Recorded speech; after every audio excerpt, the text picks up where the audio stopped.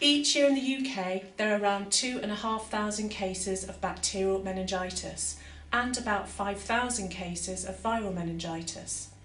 Effective vaccines are available and given to most babies and young children, but there is no vaccine currently available to protect against the most common type of bacterial meningitis in the UK, caused by the meningococcal group B bacteria. This bacteria can cause meningitis and septicemia. It is vital that everybody knows the signs and symptoms of both meningitis and septicemia and the action that should be taken. Meningitis is the inflammation of the layers of membrane that surround and protect the brain and part of the spinal cord. Septicemia is blood poisoning. Meningitis and septicemia can happen together. Be aware of all the signs and symptoms. Someone with meningitis or septicemia can become worse very quickly, so keep checking their condition. Trust your instincts. If you're at all worried that somebody may have either of these diseases, get medical attention immediately. Both meningitis and septicemia can be difficult to diagnose in the early stages. Early symptoms can include fever, headache, nausea and muscle pains, and these symptoms can mimic more common everyday illnesses such as a cold or a flu. It is therefore important that everybody knows all the signs and symptoms and what action to take if they're worried about somebody's condition. The more specific signs of meningitis and septicemia are temperature with cold hands and feet, drowsy, difficult to wake someone, confusion and irritability, severe muscle pain, a pale blotchy skin with spots or a rash, severe headache, neck stiffness, dislike of bright lights, convulsions or seizures.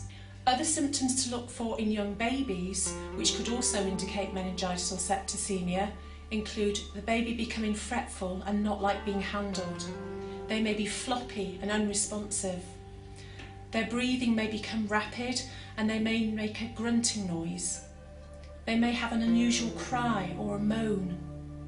They may have a tense and bulging fontanelle, which is a soft spot at the top of their heads. A rash that does not fade under pressure, when a clear drinking glass is pressed firmly against the skin, can be one sign of septicemia. However, it is really important to remember that not everybody will get a rash, or the rash may appear as a late sign. It is really important to remember that not everybody will get a rash. If somebody's condition gets worse, do not wait for a rash. It can appear late and sometimes will not appear at all. The rash may also fade at first, so keep checking. A fever with a rash that does not fade under pressure is a medical emergency. And also the rash can be more difficult to see on darker skin, so check paler areas. Trust your instincts. If you suspect someone may have meningitis or septicemia, get them seen immediately. You can call NHS Direct or your GP. You can take somebody to your nearest accident emergency department, or you can call 999. Make sure you describe the symptoms and say that you think it might be meningitis or septicemia. Remember, early diagnosis can be difficult. If you've already sought medical advice and you're still worried about somebody's condition, do not be afraid to go back and get them seen again. Don't forget, meningitis and septicemia often happen together.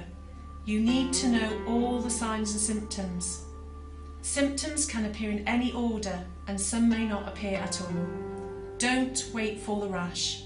Someone with meningitis or septicemia can get a lot worse very quickly. Keep checking them and trust your instincts. Get medical help immediately. If you'd like more information, visit our website at www.meningitis-trust.org. You can also call our 24-hour helpline on 0800 028 1828. You can also order a signs and symptoms card to keep in your purse or wallet. It is vital that everybody knows the signs and symptoms of both meningitis and septicemia and the action that should be taken.